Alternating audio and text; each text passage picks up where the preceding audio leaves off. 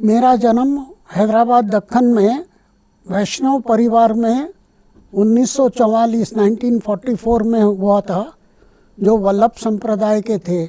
हम 7 भाई बहनें थे, जिसमें मेरा नंबर 5वां था।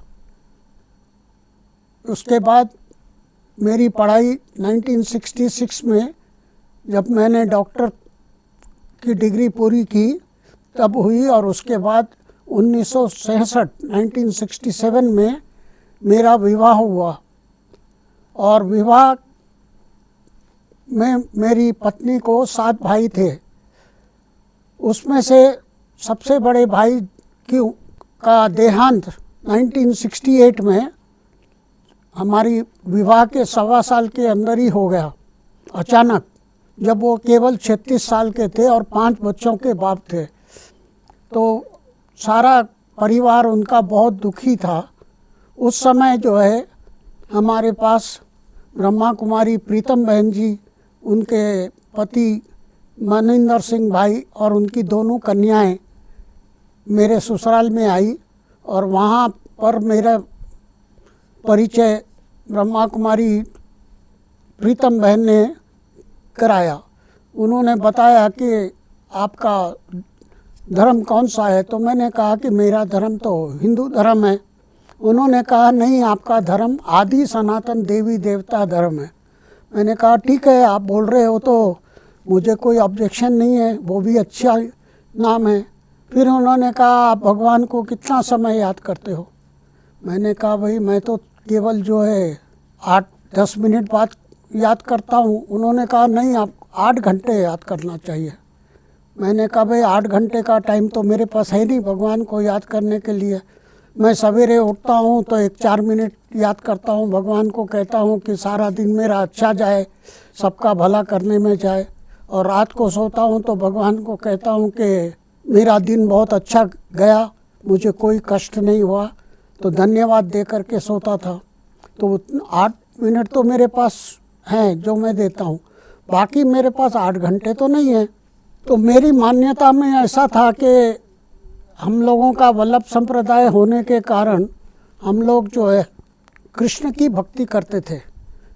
हमारे घर में भी ठाकुर जी जो कृष्ण का छोटा रूप है, उनकी मूर्ति बिठा रखा था, तो उनकी पूजा वगैरह होती थी। लेकिन मुझे कोई ऐसा श्री कृष्ण में कोई वो नहीं लगता था। हालांकि मेरे पिताजी का नाम भी श्री कृष्ण ही था।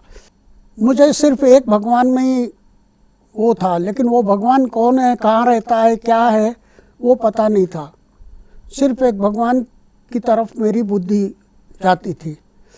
और भारत देश के लिए मेरा जो है विचार अच्छा नहीं था, क्योंकि मैं देखता था खराब हालत है भारत देश की, भ्रष्टाचार, अनाचार, मिलावट वगैरह बहुत होता है।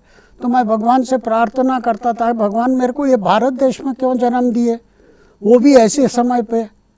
मेरे को तो ये भारत देश बिल्कुल पसंद नहीं है। कभी कभी मुझे सप्ताह में 1-2 बार नींद की गोली भी लेनी पड़ती थी, यही चिंता से कि मुझे कोई तकलीफ़ नहीं थी, लेकिन भारत की हालत देख करके चिंता होती थी। तो नींद नहीं आती थी, एक सप्ताह में 1-2 बार तो नींद की गोली लेता था। मेरी पत्नी तो अपने मायके जाती थी, जब उनके भाई शरीर छोड़ दिए तो 12 दिन रोज़ जाती थी। उसको तो ज्ञान का बीज पड़ गया उनमें। लेकिन मैं तो 1-2-3 बार गया, ऊपर से बातचीत हुई, तो मेरे में ज्ञान का बीज नहीं पड़ा। फिर वो तो चलने लग गई ज्ञान में छुप के, मुझे बताया नहीं। फिर 1972 में जब हमारा लड़का जो है 9 महीना का हुआ, तो हम लोग राजस्थान गए उसके बाल उतरवाने के लिए। हमारी माताजी भी साथ में थी, तो हम चारों जने जो है राजस्थान गए। तो वो बड़ी युक्ति से हमको आबू ले गई, और आबू में जो है होटल में ठहरे थे हम लोग। वहाँ पर जो है शाम के टाइम सनसेट पॉइंट से नीचे आते समय अपना म्यूज़ियम जो है वहाँ जा कर के देखना हुआ। वहाँ पे निर्वैर जी जो संस्था के सेक्रेटरी जनरल है, उनसे मुलाकात हुई। वो जब वहाँ बुक स्टैंड पे थे, उन्होंने फिर मुझे निमंत्रण दिया कि आप हमारे हेडक्वार्टर्स में पांडव भवन में आइए। तो अगले दिन सवेरे हम फिर पांडव भवन गए। जब तो केवल एक ही पांडव भवन था और कोई बिल्डिंग नहीं थी, ब्रह्मा कुमारी इसका सिर्फ ये एक ही बिल्डिंग थी। जब तो मेडिटेशन हॉल भी नहीं था मेरे ख्याल से, देखा नहीं मैंने, शांति स्तंभ वगैरह देखा। उसके बाद उन्होंने कहा कि देखिए अभी समय बहुत थोड़ा है, आप जो है भगवान को पहचानो, अच्छा रहेगा।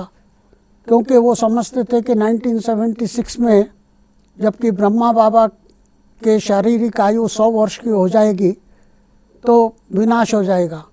मैंने कहा देखा जाएगा, जैसा भी है भगवान की मर्जी, ऐसे कह के मैंने उनके ऊपर छोड़ दिया, वापस आ गया। उसके बाद 72 में मुझे अच्छा लगा वहाँ पर जाना, तो मैं हैदराबाद आकर के यहाँ पर सवेरे प्रभात फेरी निकाली गई थी। मनिंदर सिंह भाई ने सबको प्रभात फेरी निकाली, तो मैं भी उसमें प्रभात फेरी में ज्वाइन हो गया, अच्छी संस्था है बोल के। तो प्रभात फेरी में ज्वाइन हुआ, हमारे माता पिता को पता लगा तो वो कहने लगे कि ये क्या, तुम कौन से चक्कर में जा रहे हो। तो मैंने कहा कि भाई ठीक है, आप बोलते हो तो नहीं जाता हूँ, क्योंकि मुझे इतना कोई जादू तो लगा नहीं था इतना।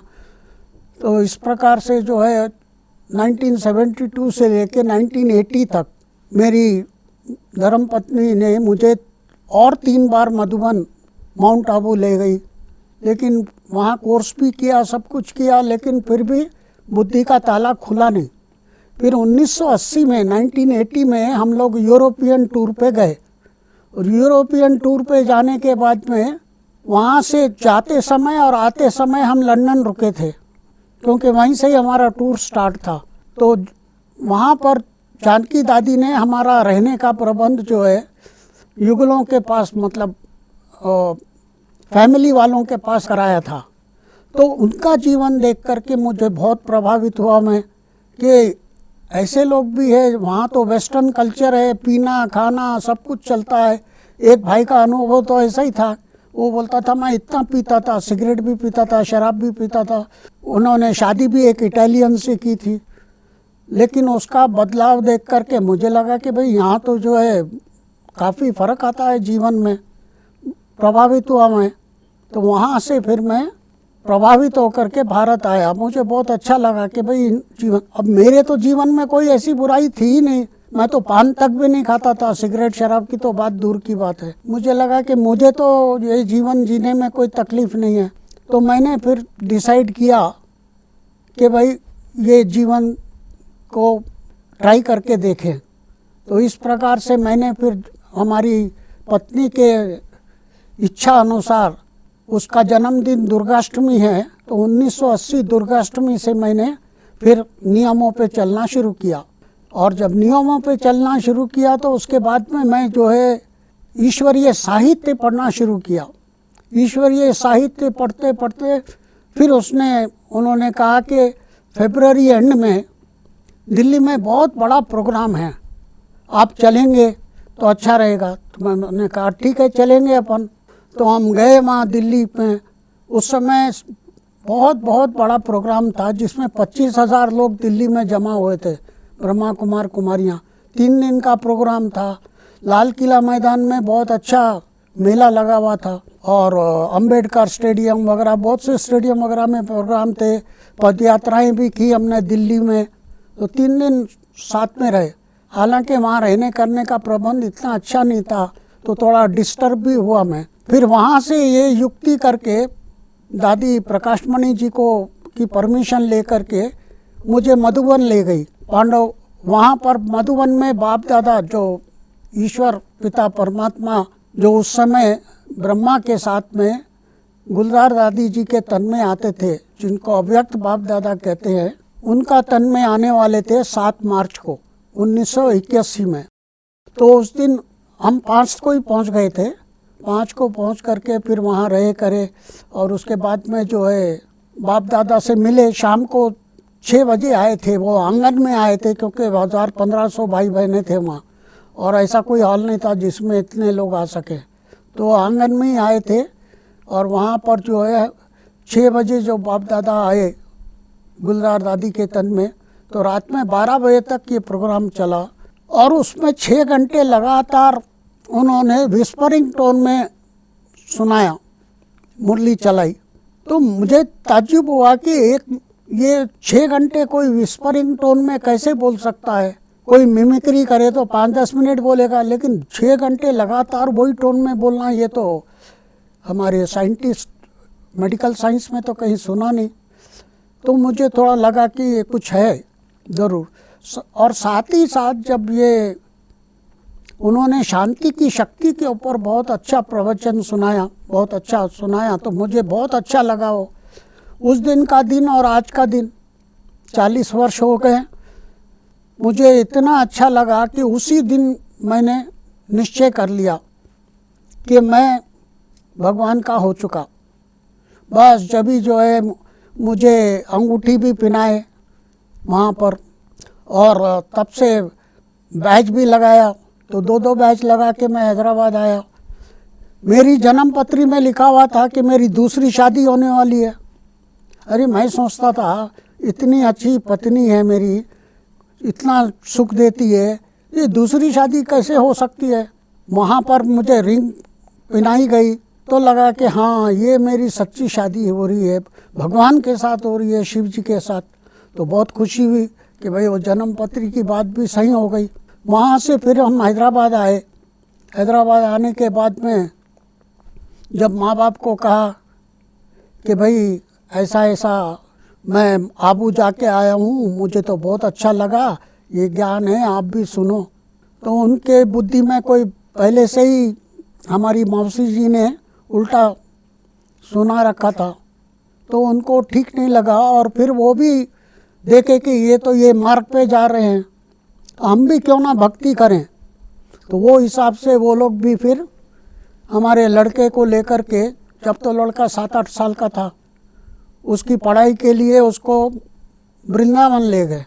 और वृंदावन में वो लोग 6 साल उसको अपने साथ में रखे, और 6 साल साथ में रख कर के 10th क्लास कंप्लीट कराया। मथुरा में 10-15 किलोमीटर रोज़ मोटरसाइकिल पे लेके जाते थे पिताजी, ठंडी के दिनों में, गर्मी के दिनों में, सिर्फ इसलिए कि हमारे प्रभाव में वो लड़का नहीं आए।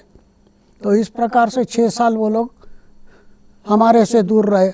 लेकिन मुझे पहला ही निश्चय ये हुआ कि जो हो रहा है उसमें कल्याण भरा हुआ है, क्योंकि मैंने वो अकबर बीरबल की कहानी सुन रखी थी। तो बीरबल के लिए जैसा बोलते हैं कि भाई वो शेर के पंजे उसकी उंगली नहीं कटी थी, तो इसलिए जो है मुझे पक्का निश्चय हो गया। तो मैंने देखा कि वो लोग 6 साल जब उधर रहे, 1981 से 1982 से 87 तक वो लोग वहाँ रहे, तो मुझे सेवा का बहुत बहुत मौका मिल गया। तो ये कल्याण बहुत बड़ा हो गया मेरा।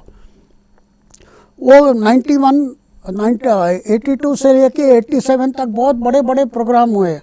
82 में हैदराबाद में इंडियन मेडिकल एसोसिएशन हॉल में बहुत बड़ा मेला लगवाया था। उसमें दीदी मनमोहिनी जी आई थी क्लोजिंग सेरेमनी पे, तो उनके साथ मिलना हुआ। फिर उनके साथ हम 2 दिन के लिए जो है बीदर और उदगिर गए थे। तो दीदी के साथ अपनी गाड़ी में ही गए थे, क्योंकि यज्ञ में तो गाड़ी थी नहीं। तो गाड़ी में जब साथ गए तो दीदी से हमको बहुत कुछ सीखने को मिला। तो मेरा ज्ञान का फाउंडेशन दीदी से पड़ गया। हालांकि जन्मदाता तो जानकी दादी है, जो लंदन में मेरा जन्म हुआ वैसा, लेकिन मेरा ज्ञान का फाउंडेशन दीदी मनमोहिनी से हुआ। तो दीदी मनमोहिनी ने मुझे 2 बातों में पक्का कराया कि एक तो अमृत वेला कभी मिस नहीं करना, और दूसरा मुरली कभी मिस नहीं करना। वो दिन और आज का दिन, 40 साल में मैंने कभी एक दिन भी अमृत वेला या मुरली मिस नहीं करी। चाहे मैं फॉरेन ट्रैवलिंग में भी गया होऊंगा, लंदन वगैरह कहीं भी, अमेरिका, लेकिन प्लेन में भी अमृत वेला इंडियन स्टैंडर्ड टाइम के हिसाब से कर लिया करता था। मुरली भी कभी मिस नहीं की। तो ये चीज़ें मुझे बहुत मदद की, ये 2 बातें। और उन्होंने और एक बात मुझे बताई थी, आप तो धनाढ्य है, आपको पैसे की कमी नहीं है, इसलिए आप लिटरेचर बांटा करो। तो उस दिन का दिन और आज का दिन, जब भी मैं किसी के पास जाकर मिलता हूँ तो मैं उनको लिटरेचर दिया करता हूँ। तो इस प्रकार से मैंने देखा कि उनकी जो फाउंडेशन था वो बहुत स्ट्रांग होने के कारण, दीदी भी बहुत स्ट्रांग थी अपने उसमें धारणाओं में, तो इसलिए हमको भी बहुत स्ट्रांग बना दिया। तो इस प्रकार से सेवाएं चलती रही। एक के बाद 88 में बहुत बड़ा प्रोग्राम हुआ था हैदराबाद में, यहाँ का सबसे बड़ा ऑडिटोरियम रविंद्र भारती, वो हमको मिला। वहाँ बहुत बड़ा प्रोग्राम करवाया, बहुत अच्छा।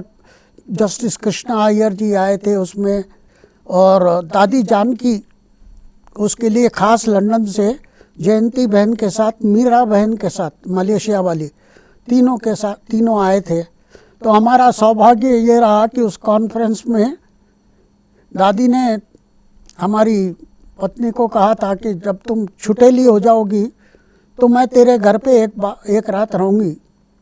तो उसने याद दिलाया दादी को। तो दादी जी ने कहा कि हाँ भाई, ब्राह्मणों के बोल कभी गलत नहीं होते हैं, तो मैं आज ही आती हूँ आपके पास। अभी प्रोग्राम के बाद मैं आपके घर पे ही आके रहती हूँ एक रात। तो तीनों जने आ गए हमारे पास घर पे। अब वहाँ हमारे पास कुछ भी अरेंजमेंट नहीं, दूध भी नहीं था उनको सुबह चाय बना के पिलाने के लिए, क्योंकि हम तो ये प्रोग्राम में बिजी थे। सुबह 2 बजे उठ करके गए, जहाँ दूध का सप्लाई होता था वहाँ जाके उसको उठाया दूध वाले को, और दूध का अरेंजमेंट किया। तो दादी जानकी, मीरा बहन और जयंती बहन जब घर पे रहे तो दादी जी ने देखा कि ये एरिया तो तुम्हारे लिए ठीक नहीं है, यहाँ तो तुम योग तपस्या कर नहीं सकते। वो तो पूरा मार्केट एरिया था जिसको बेगम बाज़ार बोलते हैं हैदराबाद में, अभी भी वो बहुत बड़ा मार्केट है, होलसेल मार्केट। तो वो एरिया में था हमारा घर। तो बोले यहाँ तुम योग तपस्या नहीं कर सकते, इसलिए तुम कहीं ऐसी जगह जाओ जहाँ शांति हो। तो दादी जी का वरदान ऐसे मिला, जो हम 89 में 10 महीने के अंदर ही हमको बंजारा हिल्स में मकान मिल गया, और बंजारा हिल्स की काफ़ी सेवाएं हुई। उधर से भी सेंटर खुले, नागार्जुना का सेंटर भी खुला, तो उसमें के राजू भी जो थे यहाँ के बहुत अच्छे, उन्होंने भी सेवाएं कराई। चंद्रबाबू नायडू भी जब भी कांटेक्ट में आए तो उनसे भी आगे चल के बहुत सेवाएं हुई। तो 2004 से फिर शांति सरोवर का कार्य चल रहा है। तो हम रोज़ बंजारा हिल से आना है, रोज़ नहीं तो हफ्ते में 2-4 बार तो ज़रूर आना होता था, कुछ ना कुछ सेवा रहती थी, तो आते रहते थे। फिर हमने विचार किया कि भाई रोज़ रोज़ जाने के से अच्छा हम वहीं पर ही कोई जगह ले करके वहाँ रह जाएंगे। तो फिर यहाँ पर जो है सामने ही फ्लैट थे, वो फ्लैट में आके हम किराए से रहने लगे। यहाँ पर रह करके, सामने ही रह करके यहाँ सेवा दे रहे। हमारी साथी जो दुर्गा बहन है, वो तो जो है भंडारे में बहुत सेवा रहती है, कोई ना कोई स्पेशल आइटम बनाना या कुछ भी रहती है, और मुझे ड्यूटी जो है रिसेप्शन की। फिर जब बाद में म्यूज़ियम बन गया तो म्यूज़ियम में सेवा करने लग गए। तो इस प्रकार से दोनों बिजी हो गए थे। तो इस हिसाब से यहाँ आकर के सेवा दे रहे हैं, अपना भाग्य बना रहे हैं। 1981 दिसंबर में पहली मीटिंग हुई थी, तब से मैं जो है मेडिकल विंग का फाउंडिंग मेंबर हूँ, one of the founding member. और तभी से ही जो एनुअल मीटिंग होती रही है मधुबन में, हर साल प्रोग्राम बनाने की, उसमें भी मैं पार्टिसिपेट करता रहा हूँ। मैंने देखा है कि जो धारणाएं हमारी हैं उसमें बहुत लाभ है। पहला फ़ायदा तो मुझे ये हुआ कि मेरी नींद की गोलियां बंद हो गई। मैंने देखा ये ड्रामा तो फिक्स है, बिल्कुल जो हुआ वो अच्छा, जो हो रहा है वो और अच्छा, जो होने वाला है वो और अच्छे से अच्छा होने वाला है। तो मैं जो है निश्चिंत हो गया। तो 40 साल में मैंने कभी एक भी नींद की गोली नहीं खाई। दूसरा, बाहर का खाना बंद हो गया, क्योंकि हमारे नियम अनुसार अपना घर में ही बनाया हुआ या सेंटर पे बनाया हुआ ही भोजन खाते हैं।